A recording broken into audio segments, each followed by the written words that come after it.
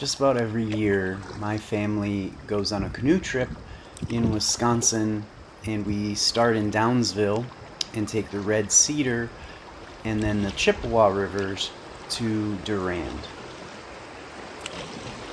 This year I wanted to add a little bit before and after our typical overnight trip. So I started early before my brothers in Menomonie on the Red Cedar, and then I camped just before Downsville where I met them, and then we did our normal trip from Downsville via the Red Cedar to the Chippewa and down to Durand, at which point my brothers went home and I continued all the way to the Mississippi River. So the first day was pretty easy. It's only about 8.5 miles from Menomonie to Downsville, and I didn't even really want to get all the way to Downsville because I knew that there was a camping spot maybe a mile before Downsville so that I could camp overnight before I meet my brothers the following day.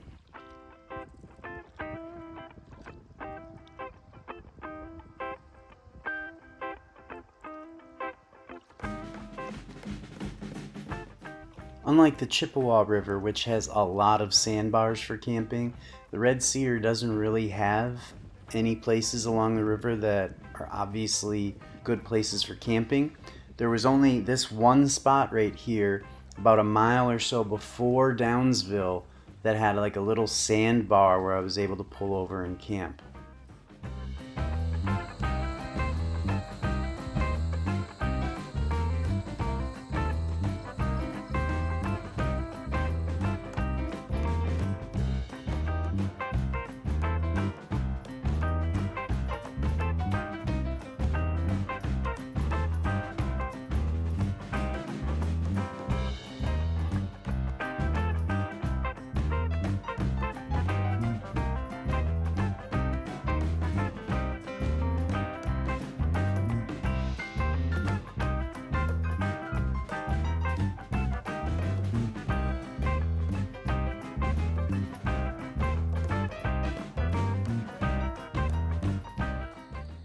One of the best parts about camping on one of these trips, instead of just doing a day trip, is that when you get up that morning, you're immediately in nature and you can see things you wouldn't normally get to see during the middle of the day.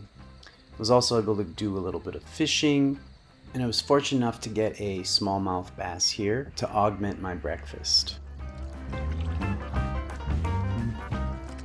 So I only had to canoe about a mile to get to Downsville, at which point I met up with my brothers, and then we had another maybe 8 miles of canoeing before we got to the Chippewa, where we would find a sandbar and camp that evening.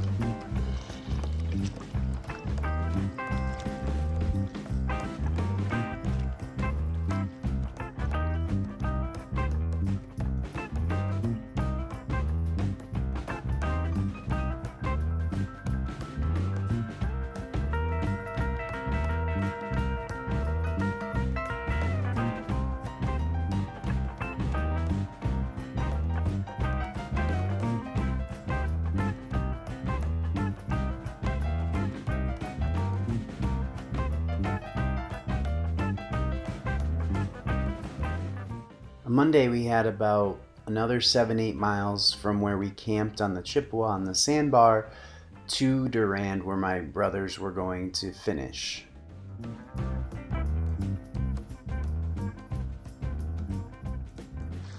My brothers were finishing in Durand, but I've always wanted to see the Chippewa River from Durand to the Mississippi River. So I kept going. I was going to do about another 10 miles, get past Ella, Wisconsin, and find a place to camp. Now, there are a lot of sandbars between where the Red Cedar meets the Chippewa and Durand for camping, but I wasn't 100% sure that there was going to be a lot of places to camp after Durand. This year, though, the river was so low due to the drought that a lot of sandbars that maybe aren't necessarily available for camping were exposed and you could camp.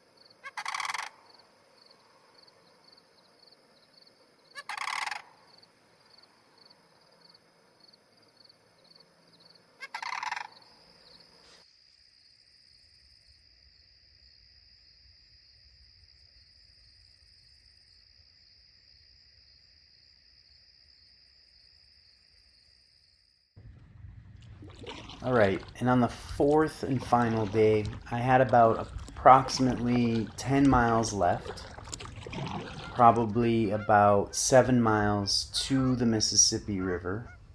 And really, I think for most people, you'd probably want to finish in Reed's Landing, which is directly across from the mouth of the Chippewa into the Mississippi. But I grew up near Maple Springs, and so I decided to use the boat launch there, and that would require a couple miles upstream in Lake Pepin paddling.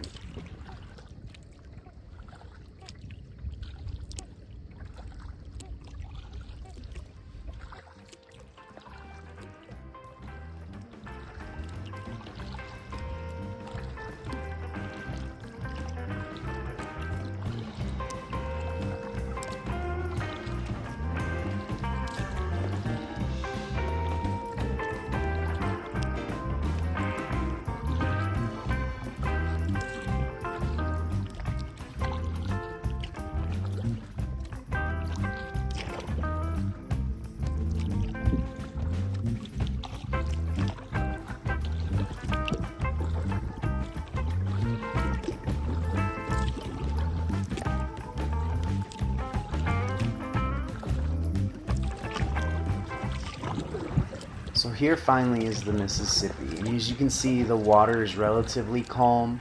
There's not a lot of wind. And so I decided to be a little more aggressive and paddle upriver through Lake Pepin to Maple Springs. If the weather had been not cooperative or it had been really wavy, I would have just shot across the river and gone down to Reed's Landing.